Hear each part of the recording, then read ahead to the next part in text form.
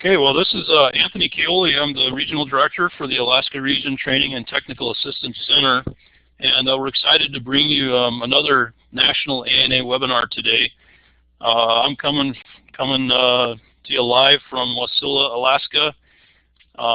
Beautiful spring day here, still very wintry outside, but we're getting lots of sunshine, and temperatures are finally warming up a little bit. So today we're going to be presenting on environmental highlights from ANA. And before we get started, we're just going to go through some basics on some protocols for using BB Collaborate. This is our webinar software that the Alaska region uses for our webinars. We'll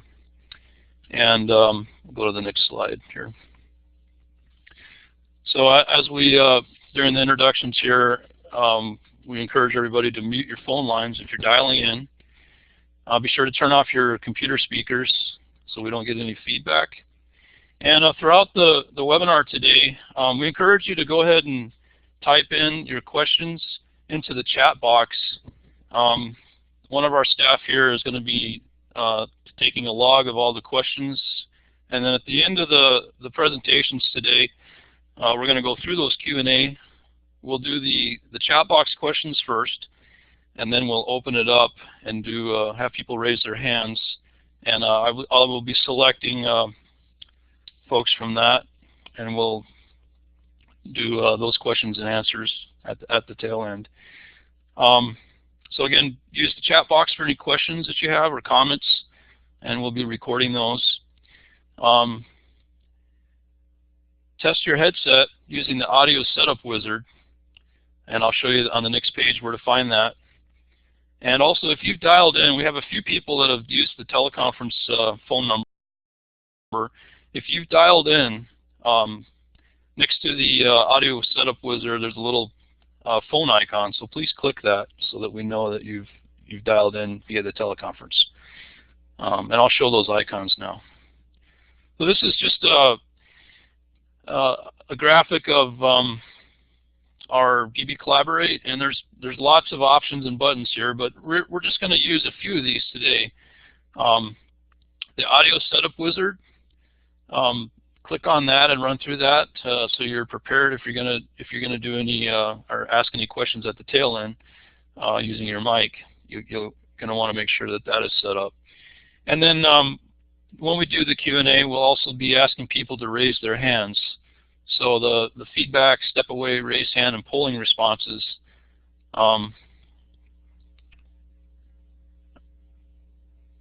is located here in the participant chat box, right over here. And then lastly, the chat panel is in the left corner, and you can type your questions right in there.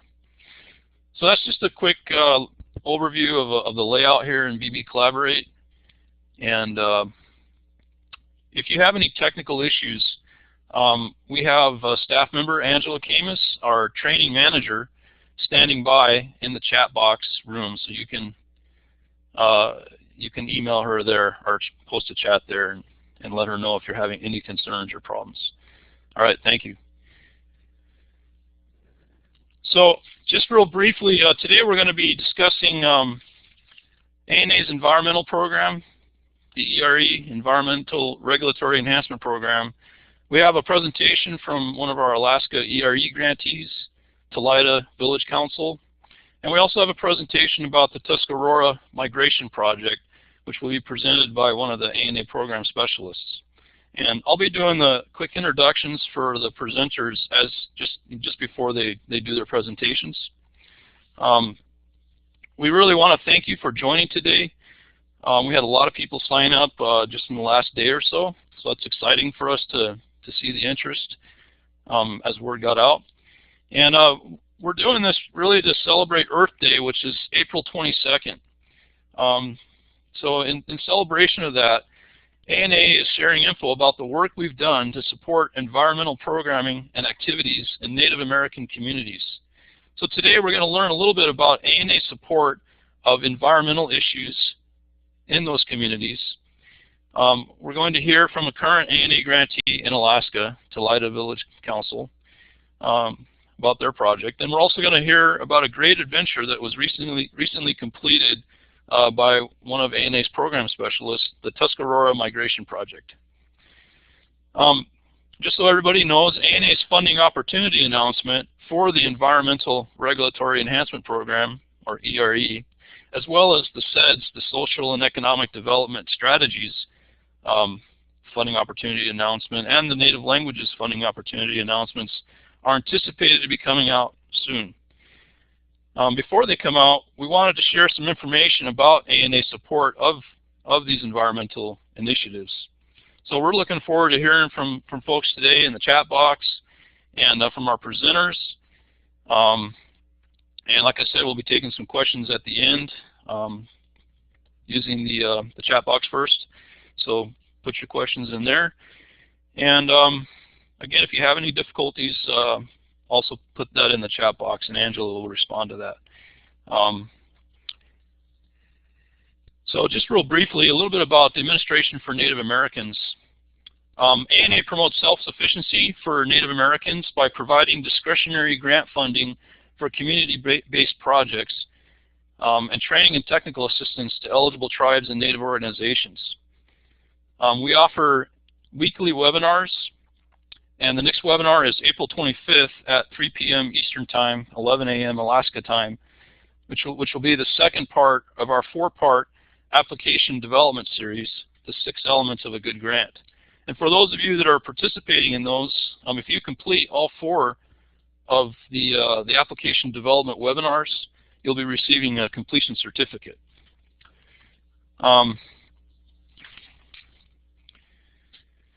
So the Administration for Native Americans is a program office in the Administration for Children and Families, which is an operating division of Health and Human Services.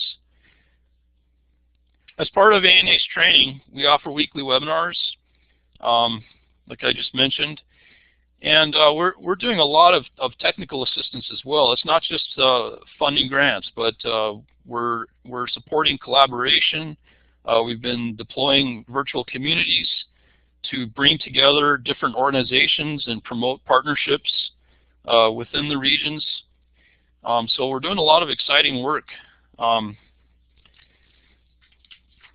above and beyond just the funding of grants.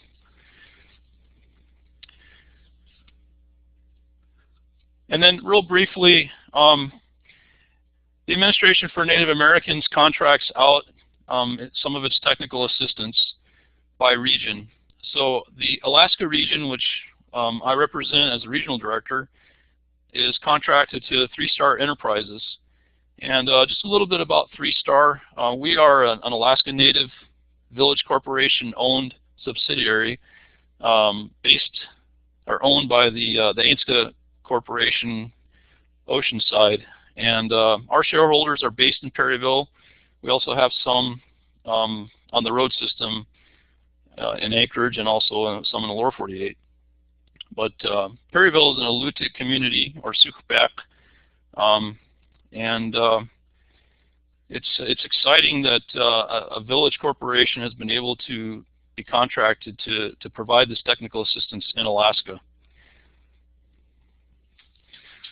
All right, so our first presenter today is Courtney McCusker, and I think the last trip I did with Courtney was doing an impact evaluation in Guam and Saipan, and that was exciting, and I certainly learned a lot from her in her field of impact evaluation.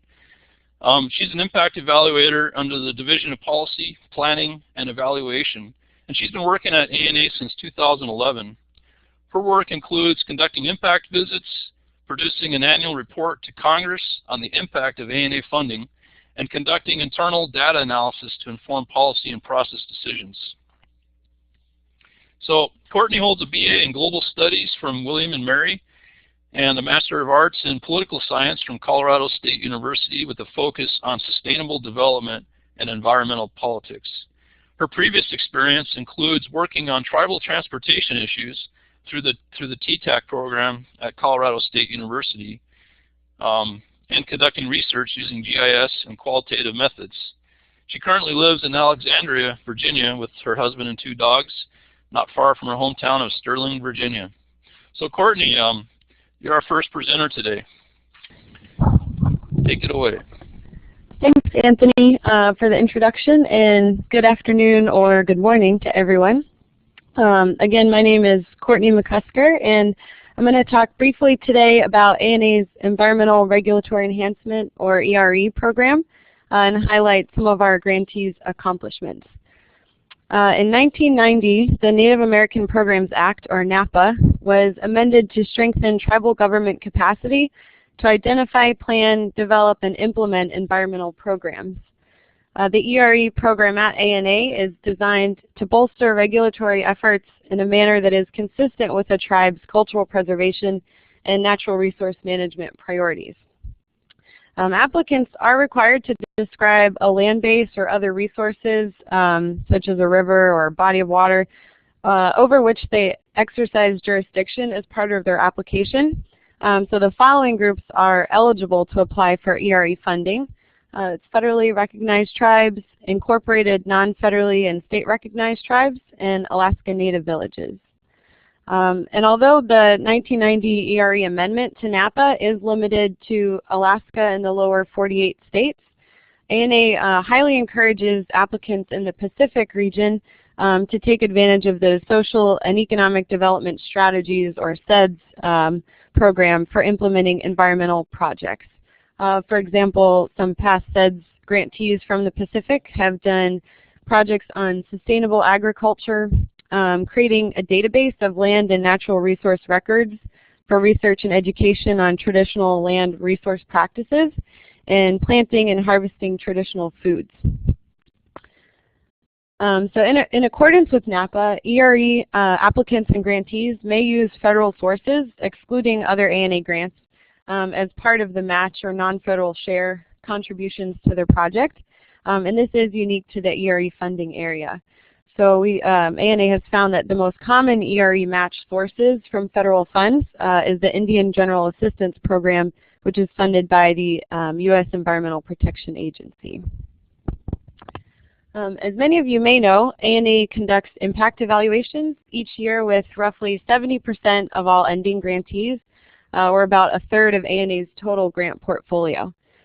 We try to visit a representative sample of projects. For example, in 2012, 10% of ending projects were ERE grants, and 9% of the projects we visited were ERE projects. Information collected during impact visits is largely used to write an annual report to Congress, and that's on the impact and effectiveness of ANA funding. So ANA started impact evaluations in 2006. We visit projects from all the funding areas, but since we started, we've visited a total of 47 ERE grantees. About 5 to 8 ERE projects per year are visited. Within the ERE funding program area, each project will identify a subcategory or focus, and that's what the chart here shows, a breakdown of the subcategories for all ERE projects we've visited. So you can see the general categories of environmental work that these projects do, and also a snapshot of the types of environmental projects that ANA funds. Most ERE projects that we visited were focused on developing regulations, ordinances, or laws, and the next largest category was environmental assessment. So the next table here is going to show some highlights from what ERE projects have accomplished out of those that we have visited since 2006. During impact visits, we gather both qualitative and quantitative data, which we use to improve our own service delivery to better assist grantees, and to share the stories of our grantees with other Native communities and with the public. So for just a couple of highlights, over 1,000 individuals received some type of professional development training as a result of ANA ERE funding, and 54 environmental codes or regulations were developed, 33 of which were implemented during the project periods. You can read some of the other outcomes there. So while I discuss briefly some ERE project best practices and beneficiaries, We're going to run some photos that we've collected during past impact visits to ERE projects. We'll also share a couple links to relevant resources on the ANA website, including a report on best practices collected from all grantees we've visited so far, as well as the 2009 and 2010 congressional reports. So you can check those out for more information on these projects. During impact visits, we ask grantees to share best practices, and that's one way we use the data to help others. In 2012, the most frequently reported best practice for ERE projects were relating to project management. So for example, regularly review the objective work plan and communicate updates with project staff as you go, and submit things for tribal council approval early. Collaborate and form partnerships was the next most frequently reported, including presenting at regional conferences when you have the opportunity, and partner with state offices such as the State Archaeologist or Preservation Office, as well as local historical societies. So as we get some more of the 2012 data analyzed, we're going to update the best practices resource on our website, and we're also working on developing some ERE-specific resources.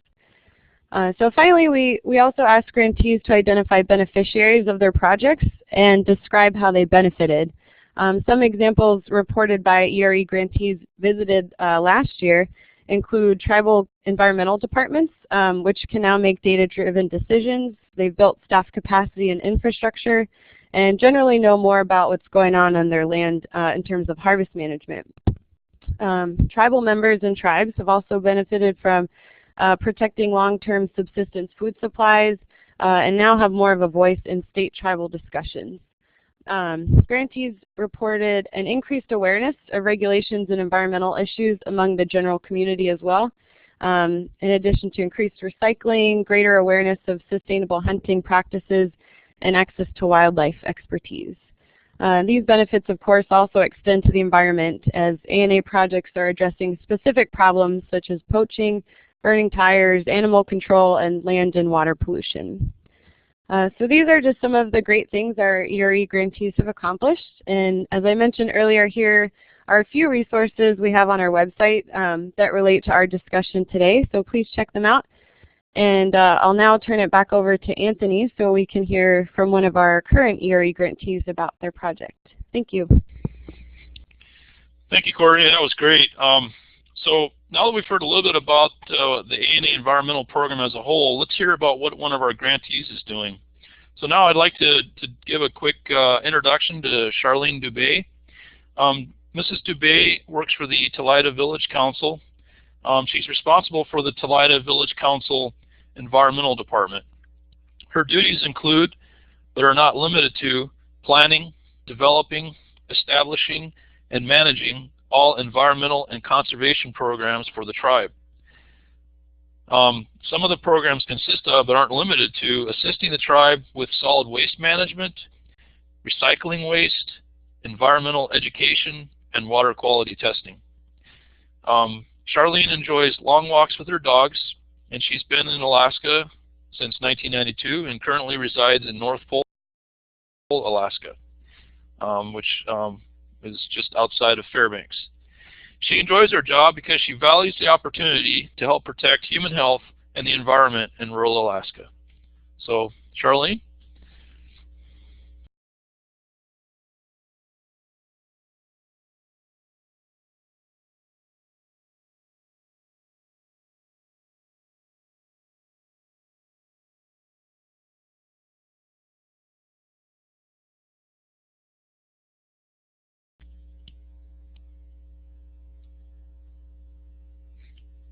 Charlene, if you haven't hit the talk button, please hit the talk button.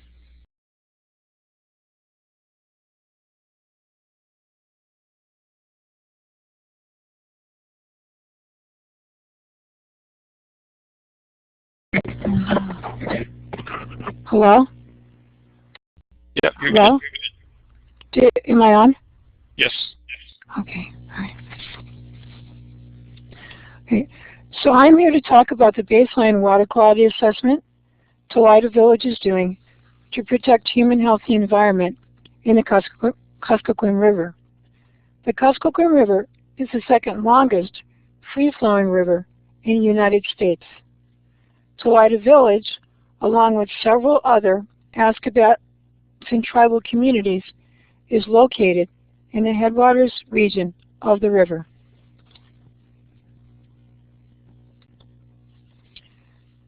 The tribe was interested in maintaining the health of the Kuskokwim River.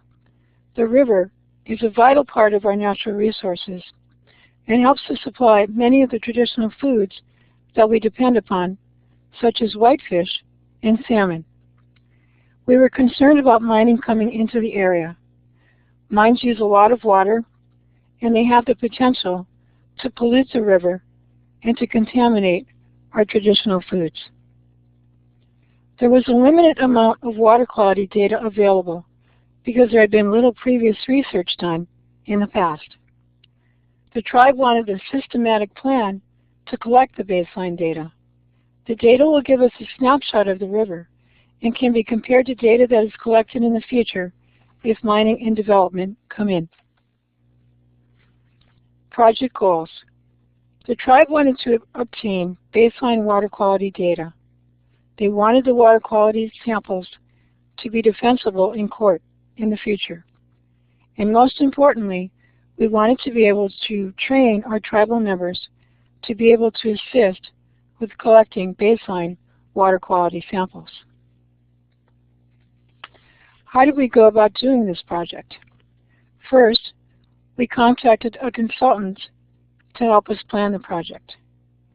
Next, we worked with the consultant to develop the Quality Assurance Project Plan to ensure that we would meet the Environmental Protection Agency standards for water quality testing. And we have currently collected 1 year's worth of baseline data. Our Quality Assurance Plan was based upon the Quality Assurance Plan developed by the Native American Fish and Wildlife Society and the Kuskokwim River Watershed Council. The tribe took 7 measurements to look at the health of the river. These included dissolved oxygen, pH, temperature, conductivity, turbidity, nitrate, and nitrite. The upper Kuskokwim drainage that we took our samples in covers 6,000 square miles. The area has been covered with glaciers in the past. Most of the area that you see now is covered with soil that was left after the glaciers receded, wind-blown particles, and deposits made by the river and water erosion. The area is underlain with sedimentary and igneous rocks. We took samples in the area surrounding 4 tribal communities, Tolida, Nikolai, McGrath, and Takotna. According to the Alaska Department of Environmental Conservation, the North Fork and the Swift Fork, which are part of this drainage, are the only areas on the Kuskokwim River that are still considered to have natural background conditions for the river because there has been no mining on it and very little human usage. We collected our samples in the drainage in the spring and the summer in 2002. Afterwards, we put the data that we had gathered into a table so we could look at it. Next, we graphed the data so that we could examine the trends. We found the dissolved oxygen was higher in the spring than in the summer. This was to be expected because the temperatures were lower in the spring. We also found that the temperatures were higher during the summer, and this was reasonable because the air temperatures were higher during the summer. And the pH readings were similar to each other during the spring and the summer. The water quality measurements were similar for most of the sampling stations. And we also found that the water quality measurements were consistent with the expected levels in naturally flowing rivers in Alaska. The tribe is comparing our results to other databases. We want to see where the results are the same and where they are different. 2 databases that we are using are the United States Geological Survey and the Kuskokwim River Watershed Council database. We will be doing our second round of monitoring during the spring and the summer this year. The goal of our tribe is to develop a long-term water quality monitoring program that will keep the river healthy for future generations.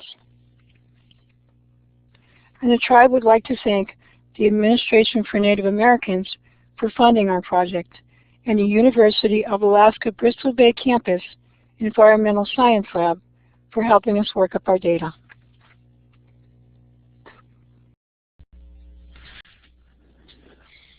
Thank you, Charlene. That was great. Again, if anybody has any questions about Charlene's presentation, please put those in the chat box. And our technical assistance manager, Donnie Flegel, is going to be logging those, so we can go over those at the end of the webinar today. All right. So our next presenter is Denise Litz, and Denise recently completed a bike ride adventure to help share the Tuscarora story, and she's got some great photos to share as well. Denise Litz joined ANA in January 2013 as a program specialist and is an enrolled member of the Tuscarora Nation from Niagara Falls, New York. She comes to ANA from Denver, Colorado, where she began her federal career in 2001 for the Office of Head Start. Denise has over 15 years of experience in the field of early childhood and a strong background in disabilities. She completed her bachelor's degree in human rehabilitative services and her master's degree in early childhood special education. She's been active in the Denver Indian community through teaching positive Indian parenting at Denver Indian Family Resources for 5 years and as the Head Start Director for the Denver Indian Center in 1991. Denise is a proud smoke dancer and is an active member of the powwow community. She's also written 4 curriculum units on Native American topics published in 1999 to 2001 for El Alma de la Raza curriculum and teacher training program. All right, Denise, take it away. Thank you so much, Anthony, for the introduction. So this is an opportunity for me to share information about the 2013 Tuscarora Migration Project, which I just wanted to emphasize, it's not actually a project that's funded by ANA, but since I was able to participate as a part of the project for the first week of April, and it has an emphasis environmentally, I wanted to just share my experiences from the cycling trip. So to start off, I just wanted to give a small amount of background about the Tuscaroras and some basic information about the migration project. All the information that I'm sharing is going to be highlighted in more depth in one of the newsletter articles for ANA coming up shortly, but it's also available on the Tuscarora Migration website, and we're going to share the resource information on the last slide of the PowerPoint, so you'll be able to get that. So for those of you who are not familiar with the Tuscarora Nation, the Tuscarora were originally located in North Carolina, and Tuscarora has the unique distinction of being the first Native American nation dispossessed of our land during the European settlement of North America. So as a result of the Tuscarora Wars that occurred in 1713, it's estimated that over 1,500 1,000 to 1,500 Tuscaroras were killed and another 300 wounded. Okay, it says 500, but sorry about that. Regardless, this loss was so devastating to the remaining Tuscarora that they decided to abandon their homes and head north to seek out the protection of the Five Nations. So in 1714, chiefs of the Five Nations delivered a wampum belt to New York Governor Hunter, and with the message that the Tuscarora have come to shelter themselves among the Five Nations. They were of us and went from us long ago, and now are returned and promised to live peaceably among us. And since there is now peace everywhere, we have received them. So this migration that occurred from North Carolina to New York took many trips and many years, and where Tuscaroras traveled north to be together. So it's this journey that happened 300 years ago that's being commemorated with the 2013 Tuscarora Migration Project. So the mission is to migrate via running, hiking, walking, biking, and canoeing, utilizing the strength and spirit of our native youths. and they will be sharing our Tuscarora story and bring awareness to 3 objectives. The first one is to share our Tuscarora story of amazing Indigenous survival. Considering the historical hardships the Tuscarora Nation has faced over the last 500 years, it is remarkable that there are still Tuscarora people here. The loss of land, water, forest, language, culture, ceremony, and an overt attempt by European immigrants to colonize the Tuscarora has undoubtedly resulted in changes in the way in which we move about. The second objective is to bring attention to climate shift, and the migration participants will be using applied research techniques to prepare eco-cultural reports from the field, describing the current status of cultural and historical sites, natural histories of plants and animals encountered on the trail, environmental protection and planning updates from communities along the way, and foraging techniques that may hold promise for future bioeconomies.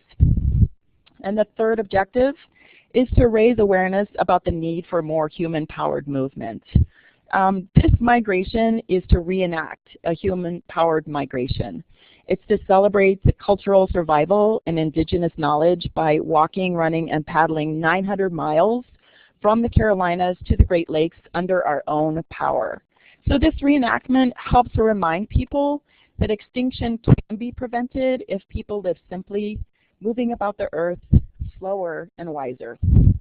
So the awareness and education of these priorities will take place via multiple public events and outreach over the 84-day, 1,300-mile trip. About 30 to 35 events will be completed at various sites across the 6 states that they're traveling.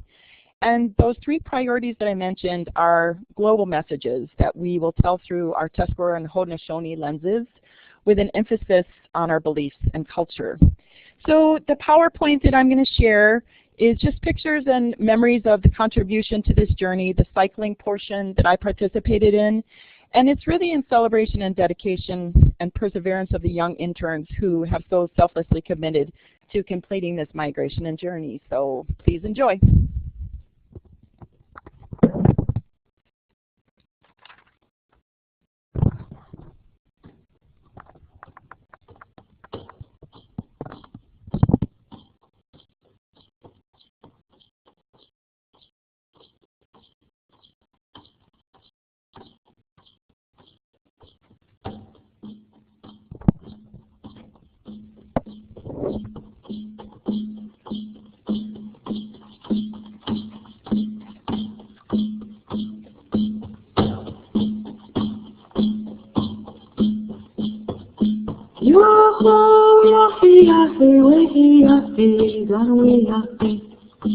Yo, yafi, gone we yafi, now we are here. We yafi, gone we yafi.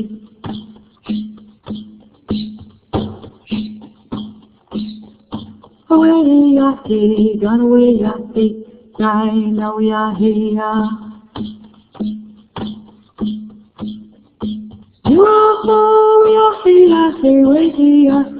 Gone we yafi. Yo, yafi, gone we yafi. Now we are here. We yafi, gone we yafi.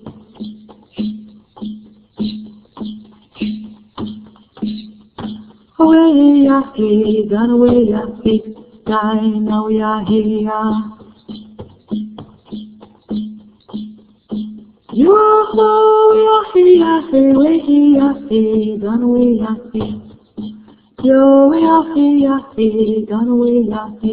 Now we are here. We yafi, gone we yafi.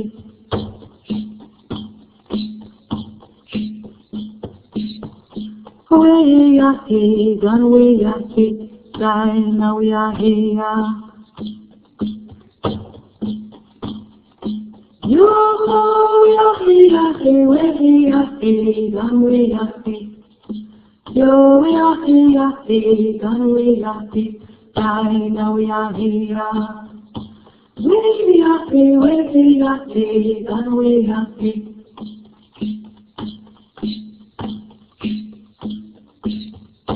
We are here, gone away, I see. Right now we are here. Yo, we are here, we are here, gone away, I see.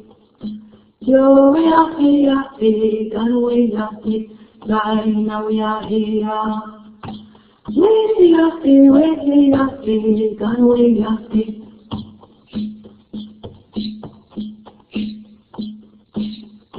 Away, I see, gone away, I see.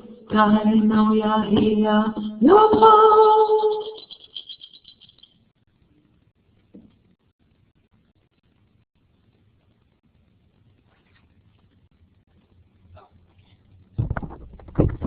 So if you would like to get more information either about the Tuscarora Nation or the migration project, you can look at the follow the group on Facebook. They do post often about where they are on their journey.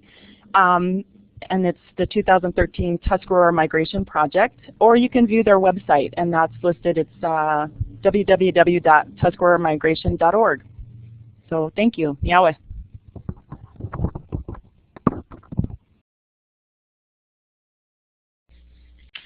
Thank you, Denise. That was really inspiring. Okay, well, we're coming to the end of the Environmental Highlights webinar. We're going to do questions and answers now. And I'm going to check in with our technical manager. I'm not seeing that we have any questions or questions that have been logged in on the chat box. So I guess we'll go ahead and open it up to participants. And here's how we're going to do this. What we'd like you to do is, if you have a question, we'd like you to raise your hand using the hand icon, raise hand icon. And when you raise your hand, you'll see it. And so, if you have a question, raise your hand. I'm going to go in the order. It'll list the number or the order of hands raised. So, and then when you're selected, I'll call you out. I'll unmute you, and then you'll have to click the talk button to speak. So if anybody has any questions, please raise your hand now, and we'll go through the list.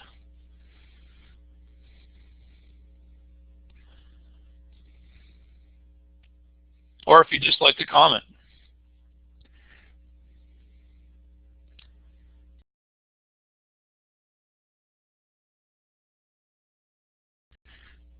We did have one person in the chat box ask about getting a copy of the presentation, and we're recording this webinar, so we'll have that recording as well as the transcript of it available.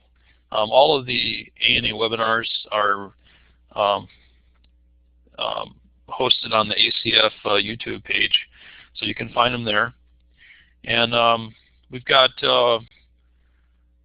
a question from Mary Kennedy, so I'm going to call on Mary Kennedy, and I think Angela just unmuted you. So Mary, go ahead and click your talk button and ask your question.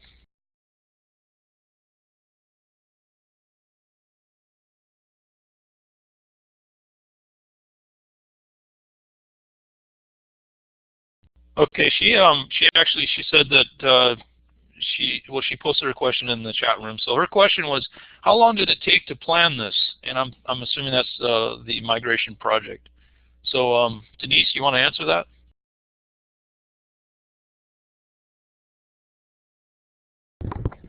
You know, I don't have the exact length of time, but I know that my cousin Brian Printup had spent at least 1.5 years in planning the project, trying to figure out the migration route, making sure that it was doable for the hiking and the cycling and the canoeing. So it took quite a long time for them to plan the entire project.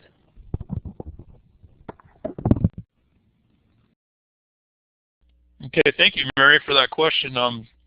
Any other questions?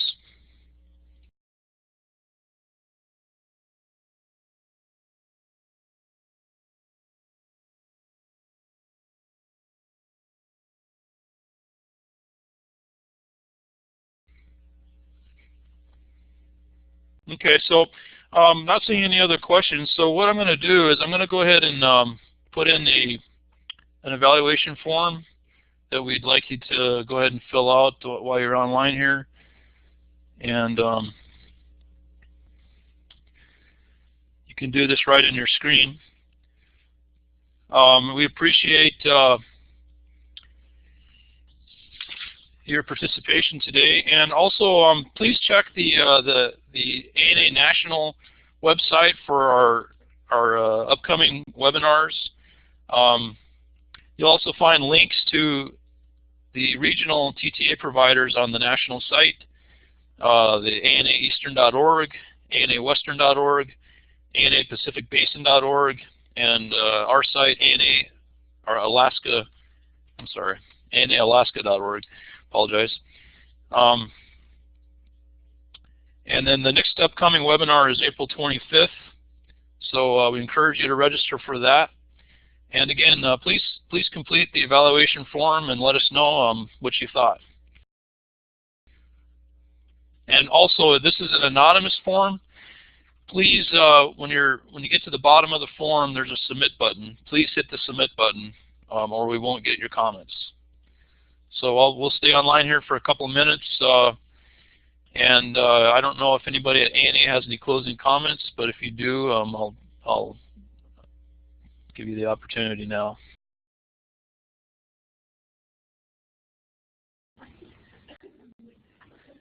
No, thank you very much, Anthony, and thank you for everyone for participating. Really appreciate it, and happy Earth Day, everyone.